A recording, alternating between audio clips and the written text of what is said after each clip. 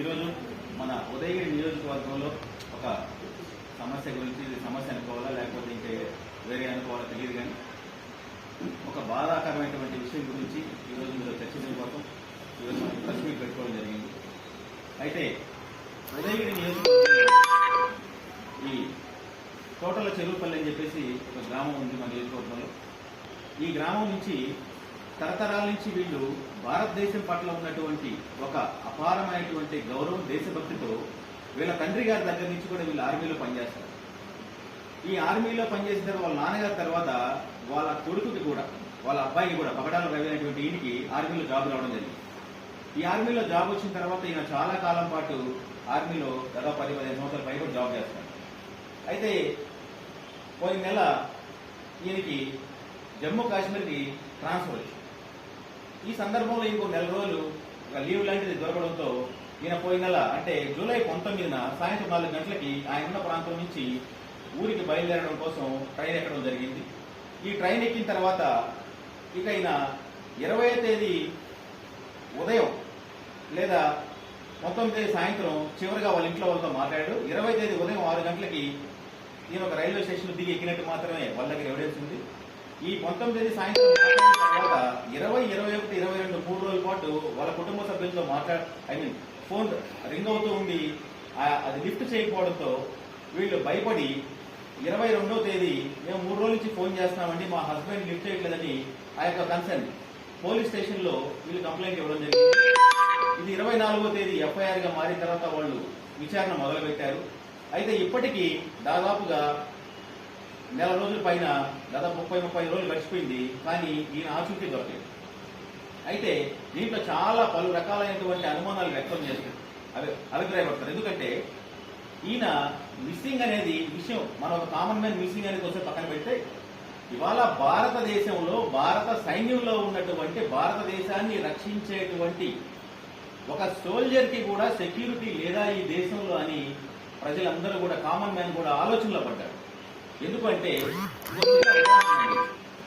ఇవాళ మన ఊర్లో ఉన్నటువంటి ఒక పోలీస్ స్టేషన్ మనందరం కామన్ మ్యాన్, మనందరం కూడా ఉన్నటువంటి ఈ యొక్క పరిధిలో ఒక రోజు 2 రోజులు పోలీస్ స్టేషన్ కానీ పని చేయకపోతే కామన్ మ్యాన్ కి కూడా రక్షణ లేనటువంటి మనం అందరం కూడా.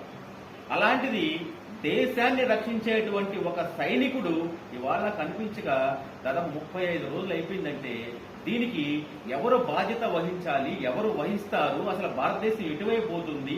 ఈ భారతదేశం యొక్క గడిచినటువంటి దాదాపు 10 ఏళ్ల పైబడి 15 ఏళ్లు గడుస్తున్నా కూడా మోడీ గారు చెప్తున్నటువంటి ఈ బీజేపీ ప్రభుత్వం ఎటుపోతుంది, రాష్ట్ర ప్రభుత్వాలు ఏం చేస్తున్నాయి? ఒక సైనికుడికి రక్షణ లేకపోతే, ఒక సైనికుడికి రక్షణ లేకపోతే, ఈవెన్ ఒక గంట సేపు మన బోర్డర్లో కానీ ఇండియన్ సోల్జర్స్ అనే వ్యక్తులు కానీ లేకపోతే అసలు దేశంలో మనిషి అనేవాడు ఉంటాడా, ఉండగలడా? మీరు చెప్పండి మిత్రులారా. ఇది ఒక మనిషిగా, ఒక పార్టీ తరఫున ఇంకో తరఫున మేము మాట్లాడతలేం, ఒక మనిషిగా రిలీజ్ అయ్యి ఈ రోజు ఇంత దూరం వచ్చి వాళ్ళ ఊరు వెళ్ళి వాళ్ళందరినీ పరామర్శించి జరిగిన విషయాలన్నింటినీ కూడా తెలుసుకొని ఈరోజు మీ అందరినీ పిలిచి ఈ విషయం ఎందుకు చెప్తున్నామంటే, ఒక కామన్ మ్యాన్ కి పక్కన పెట్టండి, ఒక ఇండియన్ సోల్జర్, భారత సైనికుడు మిస్ అయిపోయాడు 40 రోజులు అయిందంటే దీని కనీసం ఆ పేరెంట్స్ లేకపోతే ఆయన భార్య, ఆయన పిల్లలు, వాళ్ళ పిల్లలు ఈ రోజు దాదాపు 4 రోజులు స్కూల్కి పోకపోతే వాళ్ళ నానమ్మ చెప్తుంది, ఈరోజు స్కూల్కి వెళ్ళండి అంటే మా నాన్న ఎక్కడ, ఎప్పుడు వస్తాడు, స్కూల్కి పోతే మీ నాన్న కిడ్నాప్ చేశారా, మీ నాన్న చంపేశారా అని అడుగుతున్నారు, మాకు భయం వేస్తుంది, స్కూల్కి పోవని వాళ్ళు ఏడుస్తూ చెప్తుంటే వాస్తవంగా మనసు కదిలిందండి. ఎందుకు ఈ రోజు ఇది డిస్కస్ చేసుకుంటున్నామంటే, ఇవాళ ఈ యొక్క బీజేపీ ప్రభుత్వం ఎంత దారుణంగా మారింది అంటే ఒక నిమిషం చెప్తా. మొన్న న్యూస్ పేపర్ లీక్, దీంట్లో కష్టపడి మా రాహుల్ గాంధీ గారు ఏదో గొడవపడితే ఆ సెంట్రల్ మినిస్టర్ రాజీనామా చేశారు. మరి ఇప్పుడు జవాన్లకు రక్షణ లేకపోతే ఎవరు? హోమ్ మినిస్టర్ రాజీనామా చేస్తారా? సెంట్రల్ హోమ్ మినిస్టర్ రాజీనామా చేస్తారా? లేకపోతే రక్షణ శాఖ మంత్రి రాజీనామా చేస్తారా? నాకు అర్థం కావట్లేదు. ఈ రాష్ట్ర ప్రభుత్వంలో ఉన్నటువంటి దీన్ని మేము డీజీపీ గారి దగ్గర కూడా తీసుకెళ్తాం, అలాగే గవర్నర్ గారి దగ్గర కూడా తీసుకెళ్తాం. ఆ కుటుంబానికే కాదు, ఒక భారత సైనికుడు వాళ్ళ కుటుంబానికి చేరే వరకు, ఏం జరిగింది తెలిసే వరకు కూడా ఒక కామన్ మ్యాన్ గా మనందరం కూడా దీని గురించి కానీ మనం ప్రయత్నం చేసి కనుక్కోకపోతే భారత పౌరుడిగా మనం పుట్టి వేస్ట్ అండి నా ఉద్దేశం. కాబట్టి మీడియా మిత్రులు మీరందరూ కూడా ఈ విషయాన్ని ప్రతి ఒక్క అంశంలో కూడా గట్టిగా మీరు కూడా ఆలోచించి మాకు సపోర్ట్ చేయడమే కాకుండా ఆ కుటుంబానికి వాళ్ళందరికీ కూడా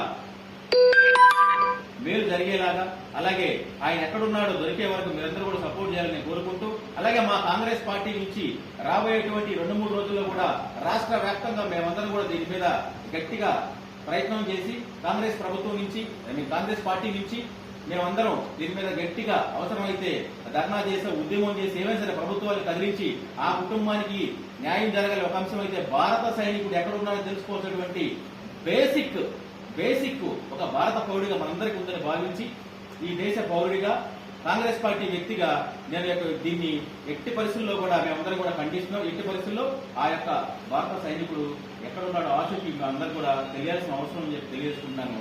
జై హింద్, జై కాంగ్రెస్.